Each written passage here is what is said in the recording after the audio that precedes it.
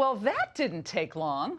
The Democrats' newest it girl of income redistribution, Kamala Harris, is already taking big heat from liberal bigwigs. We'll play it for you in a moment.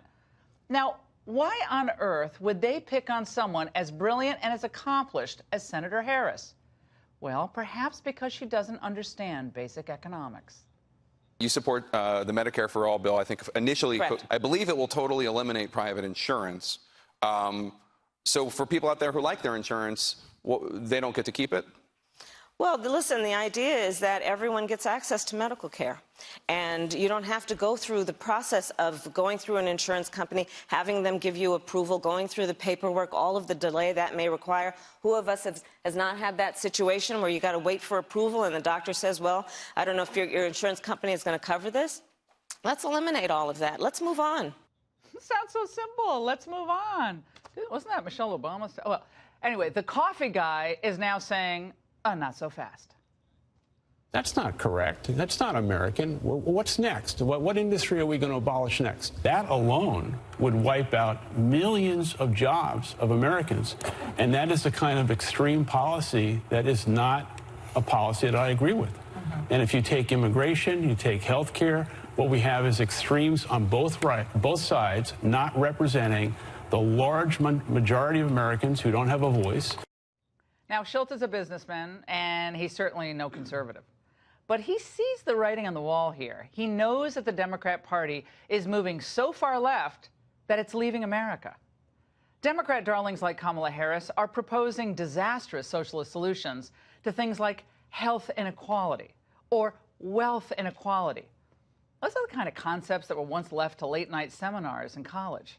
Forget the $32 trillion cost or the 500,000 insurance company jobs that would be lost in the Sanders-Harris-Warren plan of Medicare for All. The fastest way, by the way, to sink Medicare is to give it to all, not just to the elderly. It will go broke that much faster, maybe even in 5 years. So even if you tax the rich to death, you still can't pay for Medicare for All. Doctors and hospitals would face pay cuts. They're already facing them today. That means more hospitals closing, more doctors retiring or not going into the profession at all, longer waits for even serious procedures. And ultimately, this will lead, my friends, to ration care according to age, weight, and yes, other pre-existing health problems. But don't worry, because when you wait in line for the procedure, at least you'll be comforted to know that the government is pursuing Kamala's green energy fantasy. I support a Green New Deal.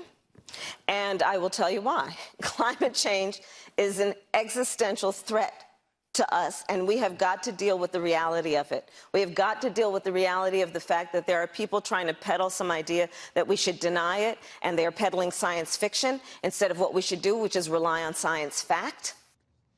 So what does the Green New Deal mean for you and your family? Well, it means the government would reach in and control, monitor, and tax even more aspects of your daily life than it does now. You love your car as much as I do? Mine's 19 years old. I still love it. Too bad. The Green Party's Green New Deal calls for replacing non-essential individual means of transport with high quality and modern mass transit. This is kind of a geeky way of instituting a ban on cars. But who decides whether your car is a non-essential individual means of transport? Maybe Kamala and crew will bring back Obama's green job czars. Why not? To achieve their green transport utopia, quote, it will be necessary to electrify everything else, including transport. So if you love your SUV, your sedan, heck, your hatchback, too bad. Only electric.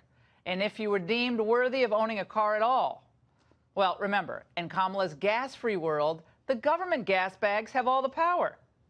And even big gulp banning, bike lane mandating Mike Bloomberg is balking at Harris's green folly. I'm a little bit tired of listening to things that are pie in the sky that we never are going to pass or never going to afford. I think it's just disingenuous to promote those things. You've got to do something that's practical.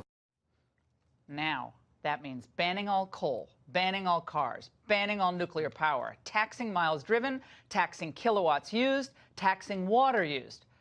It would be all on the table to force Americans to bend to the faddish trends of the socialist left. Now, more power for them, less power, freedom, and prosperity for you. always how it works in a fully centralized economy. And this is what is lighting the Democrat Party on fire today, really? Instead of kibitzing with the NRDC, Kamala should have consulted first with, I don't know, Kermit? It's not that easy being green.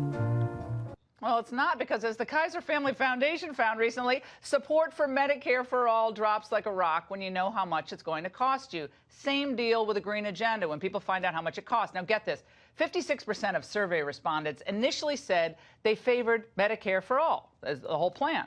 But when they're faced with the prospects of paying higher taxes to fund the system, and by the way, the elimination of private health insurance companies, support falls to only 37%.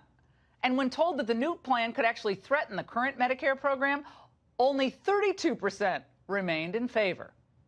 My friends, this is why it's so critical for the Trump administration, the entire cabinet, and the Republican Party to have a full court press of facts out there to educate vulnerable voters on the green economy issues, on Medicare for all of it. History shows us that socialist ideas are always easy to sell to uninformed, indoctrinated, and sometimes desperate voters. But it's impossible to fully fund. It never works. It's a false promise of free stuff forever. But as always, you eventually run out of other people's money. Kamala Harris, I don't know, would do better pursuing maybe a career as a DJ? A song that has to be played loud because you have to hear the bass. The Sun is Shining by Bob Marley and the Wailers. Or maybe a backup singer?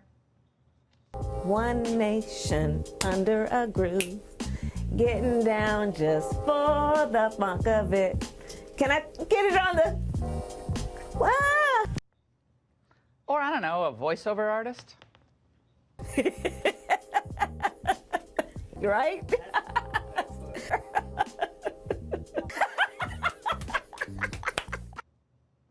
If you buy what she's selling, she may have the last laugh, but you're going to be crying all the way to the government-owned bank. And that's the angle.